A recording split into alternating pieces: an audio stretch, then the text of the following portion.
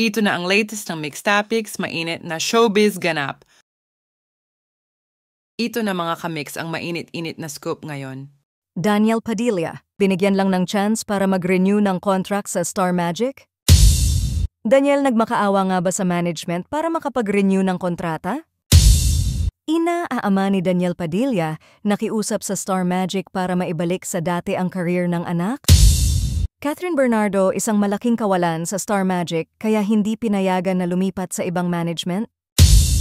Pinag-uusapan sa social media itong mangyayaring contract signing ni Daniel Padilla at Catherine Bernardo sa parehong management next month. Ayon na nga, inanunsyo ni MJ Felipe na si Daniel Padilla ay magkakaroon ng schedule for contract signing sa susunod na buwan sa Star Magic. Alam naman ng lahat na hanggang ngayon ay trending topic pa rin sina Daniel Padilla at Catherine Bernardo sa social media. Since trending nga sila, alam nyo ba na si Mr. Daniel Padilla ay nagmakaawa daw di umano sa management para mabigyan muli ng pagkakataon makapagtrabaho sa Star Magic. Ayon nga sa report online, desperado na daw si Mr. Daniel kaya niya ito nagawa dahil lubog daw siya ngayon at bagsak ang karera sa showbiz. Dagdag pa na binigyan lang siya ng consideration ng management since dun naman daw siya nagumpisa at nagtagal kasama ni Miss Catherine Bernardo. Kung matatandaan na issue din noon ang napabalitang nakiusap di umano ang ina ni Daniel na si Miss Carla Estrada sa management ng Kapamilya Network para sa anak at sa kanyang career dahil alam naman ng lahat na naapektuhan talaga ang career ni Daniel sa kanyang ginawang panloloko kay Catherine.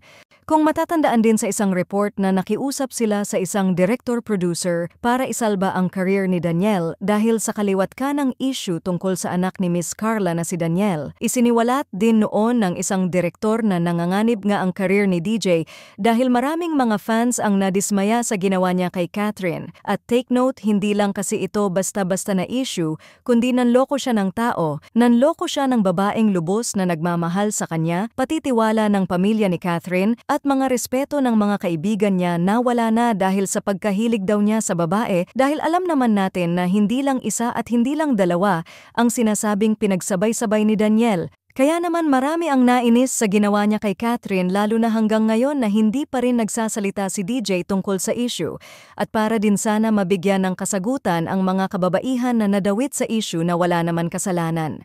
Since nahihirapan ngayon si Daniel sa kanyang career, nagsanib puwersa na daw ang mga magulang nito na si Mr. Romel at Miss Carla para makiusap sa pamunuan ng Star Magic na bigyan pa ng pagkakataon ulit si Daniel at wag naman basta-basta bitawan dahil malaki din naman daw ang ambag niya sa Kapamilya Network. Kung sabagay sa Kapamilya Network nga naman nag-umpisa si Daniel Padilla sa edad na 15, taong 2010. Si Daniel Padilla ay gumanap na Daniel Ledesma sa isang TV show na Gimmick noong taong 2010 at nagkasama si Catherine Bernardo at Daniel Padilla sa isang television series na Growing Up noong 2011. Kung sabagay may talent din naman si Daniel pero sabi nga ng mga netizens na malayong-malayo daw siya sa aktingan ni Catherine at nadadala lang siya ni Catherine sa mga previous na movies nila together. Makikita na talaga ang aktingan ni Daniel sa mga upcoming solo projects niya dahil mayroon naman siyang ginagawang proyekto ngayon ngunit hindi niya kasama si Catherine. Kaya marami tuloy ang nagsasabi na dito pa lang nila talaga makikita ang husay ni Daniel kung sakali. Kaya kailangan doble ang effort ni Daniel sa mga pelikula niya dahil mataas ang expectations ngayon ng mga fans sa kanya. Ayon naman sa mga netizen kung nagpakumbaba lang sana si Daniel at mag-apology sa mga taong nadamay tungkol sa pambababae niya at magsalita pa tungkol sa pagtataksil niya kay Catherine ay baka maiintindihan pa daw siya at makakabawi siya sa mga fans na nawala sa kanya. Pati kasi ang pamilya ni Catherine ay nagtiwala sa kanya, ang sarili niyang pamilya, ang mga kaibigan niya din na nadamay at mga milyon-milyong fans na naglo-look up sa kanya at humahanga ay nasaktan din sila dahil parang ginawa niya daw laruan ang mga kababaihan. Samantala kung may good news si Daniel Padilla, meron na namang good news for Catherine Bernardo din. Next month din kasi ay nakatakda din ang contract signing ni Miss Catherine Bernardo at mananatili siya sa kanyang pinag-umpisaan na network. Siya ay nakatakdang pipirma ng kontrata sa February 2 under Star Magic.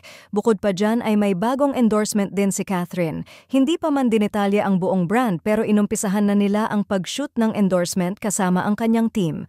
Kaya ang mga haka-haka o report na lilipat siya sa Kapuso Network or sa Crown Artist ay wala pong katotohanan at mananatili siya sa Star Magic. Diyan lang talaga makikita na pinag-aagawan si Miss Catherine Bernardo, ngunit nananatili pa rin ang loyalty niya sa Star Magic kung saan siya nag-umpisa. Napapabalita din na open na siya to work with other artists at sa mga veterano at veteranang mga artista dahil marami na daw ang mga project proposal sa kanya. Ayon naman sa mga comments, madalas na sinisigaw ng mga fans ang tambalan nila ni Piolo Pascual or Jericho Rosales, pero mas maugong pa rin ang hiling ng mga fans na comeback movie nila ni Alden Richards at ang part 2 ng Hello, Love, Goodbye. Dito na muna mga kamix. Please check my podcast and playlist for more related videos. Salamat po. Ano ang masasabi ninyo sa talakayang ito? Kung mayroon kayong kuro-kuro, please leave a comment in my comment section. At kung nagustuhan nyo naman ang video na ito, give me a thumbs up, pindutin ang notification bell para updated kayo sa mga bagong mixed topics at don't forget to subscribe. Thank you!